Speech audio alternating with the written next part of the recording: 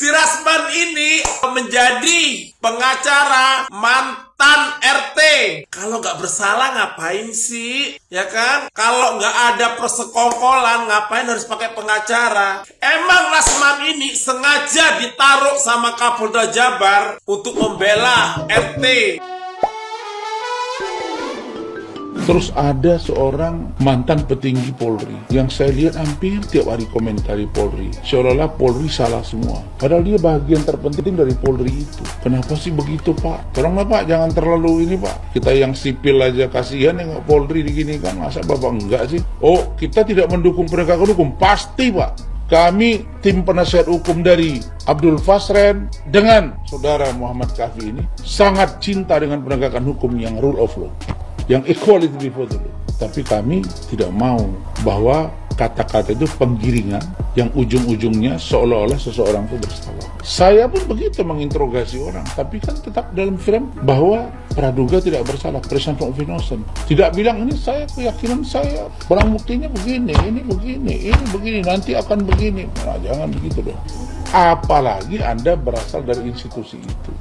Kan tidak elok gitu dipandang orang. Nampak banget lah bahwa Anda tuh something dengan institusi itu. Padahal Anda besar dari situ. Saya dengar-dengar masih uang pensiun masih diterima tiap bulan. Saya dengar ya, kurang elok lah Bapak. Rasman, dia itu ya wakil rakyat. Wajar dia turun ke jalan, wajar dia turun ke lapangan. Kalau kamu wakil siapa? Itu yang jadi pertanyaan masyarakat. Kamu itu mau wakil siapa? Apa kamu mewakili untuk negara Republik Indonesia ini? Apa kamu mewakili untuk masyarakat yang kecil yang ditindas? Hah? Coba saya tanya sama kamu. Kamu jangan bodoh-bodohin orang. Kang Deddy itu orang pintar. Wajar dia turun ke lapangan karena dia wakil rakyat. Yang memilih dia itu rakyat, yang tertindas itu rakyat, tahu nggak? Ya, 7 tersangka yang di dalam sekarang, ya, sama Peggy, masyarakat tahu bahwa masyarakat itu bisa menilai bahwa mereka itu tidak bersalah. Kamu harus tahu itu Rahman, ya, dasar King Kong lu ya. Harusnya kamu itu membela yang kecil. Ingat, hidup ini bakal mati Rasman. Nggak selamanya kau berkoar-koar di dunia ini. Lu bela orang yang benar, bukan bela yang salah. Kemarin keluar ini udah belain Pak RT. Ya? Sekarang Pak RT itu, ya, kenapa dia nggak berani keluar? Tanda orang salah, ciri-ciri orang salah itu nggak berani keluar. Coba kita nggak salah, ngapain kita sembunyi? Kita temui masyarakat, saya nggak salah, saya seperti ini. Kalau memang mereka nggak pernah nginap di rumah kita, mereka nggak pernah nginap di sini. Titik, nggak pakai koma. Ngapain lu sumput-sumput ya? Nggak mau di publik. Emang negara ini milik mereka? Emang negara ini milik lu? Hah? Sama aja, negara ini milik kita semua. Kalau bapak nenek moyang lu pernah berjuang, nenek moyang kami juga pernah berjuang di negara Republik Indonesia ini. Ya udah bosan lihat kamu itu, bener bosan saya lihat kamu tuh. Loh. Lah kok yo iso lolos iki lho. Wingi kok iso lolos dari sapi korban iki. Ya Allah, jabang bayi. Pak Jagale yo kok piye? Iki padahal tuh wis wayahe lho. Go korban kok yo malah iso lolos. Malah yo ngamuk-ngamuk to ngene iki to ya. Ya Allah, jabang bayi. Eleng Mbak, eleng. Iki nek serangan darah tinggi aja ngamuk-ngamuk ae to sampean iki. Ya Allah, ngomong slow, santuy apa ra iso to. Sapi korban iki jan angel. Si Rasman ini kan ijazahnya diragukan asli atau palsu. Si Rasman ini menjadi pengacara mantan RT. Kalau nggak bersalah ngapain sih? Ya kan? Kalau nggak ada persekongkolan ngapain harus pakai pengacara? Emang Rasman ini sengaja ditaruh sama Kapolda Jabar untuk membela RT, ya kan?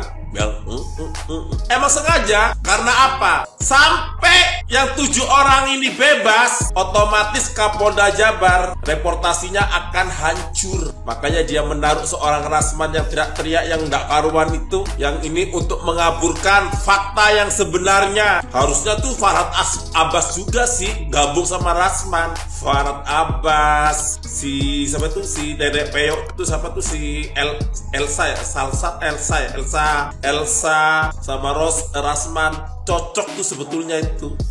Harusnya mereka tuh bergabung di situ. Mau lu membawa, mau lu Kapolda Jabar, mau lu memakai seorang Rasman untuk mengaburkan fakta, tapi lu kan tidak mempunyai bukti bahwa seorang Peggy ini pelaku Vina, dan yang di dalam itu buktinya sudah kebuka, ya kan?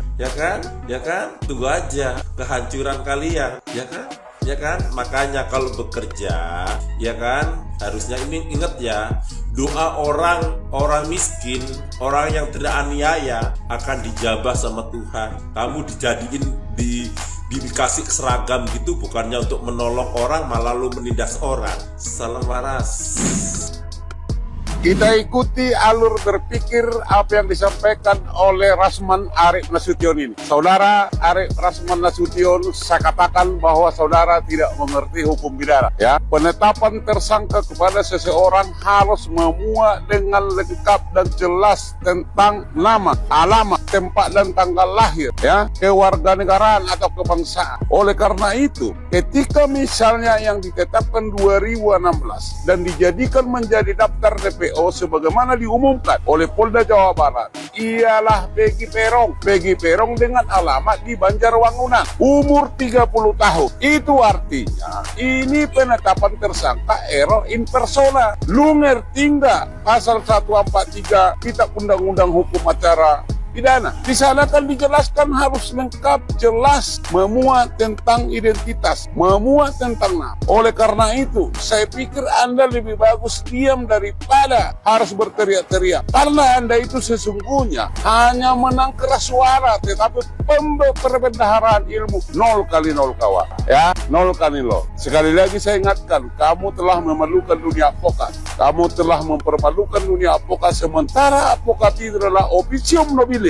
Kau ngerti nggak officium nobile? Officium nobile itu adalah profesi yang mulia. Kalau dengan komentar-komentarmu, statement-statementmu yang menyatakan bahwa Polda Cirebon telah menetapkan Peggy Perong menjadi tersangka, itu artinya bukan Peggy Setiawan. Ya, Anda harus ngerti, lebih banyak lagi belajar. Ya, itu mungkin pesan saya kepada Anda, Rasman Arief Nasution. Sekian dan terima kasih. Iya, si paling famous, si paling terkenal, si paling dikenal, si paling public figure. Iya. Sayang aja si paling public figure ini sedang menggunakan daya tariknya sebagai playing victim. But it's okay, mungkin butuh memelihara keterkenalannya agar tetap di atas rata-rata manusia normal. Maybe. Ya, giliran kemarin saja setelah ditunjuk menjadi kuasa hukum PRT dengan bangga dan bahagianya layaknya mendapatkan besek pengajian. Giliran sekarang memasang wajah sedih, teraniaya, bahkan layaknya Gundah Gulana Durjana mengundurkan diri menjadi kuasa hukum PRT. Mengundurkan diri apa dipecat? Ingin menunjukkan bahwa Mr. Potato manusia teraniaya, tersingkirkan, terpinggirkan. Padahal yang terjadi sebenarnya haus popularitas, haus dengan pengakuan dan lain sebagainya. But it's okay, publik pun sudah cerdas, sudah paham apa yang sedang dimainkan, maka tak perlu gusar, tak perlu risau, tak perlu bersenda gurau. Pahami apa yang sedang dimainkan. Pahami yang sedang dimainkan. Pahami dengan baik kondisi yang ada, karena apa yang terjadi dan apa yang sedang dimainkan adalah agar fokus masyarakat tidak kepada peristiwa dan perkara, melainkan dengan keramaian yang sedang dibuat dan dilakukan. Salah satu yang sedang terjadi adalah seperti itu. Jadi tidak perlu mendengarkan, melihat hal-hal yang tidak penting.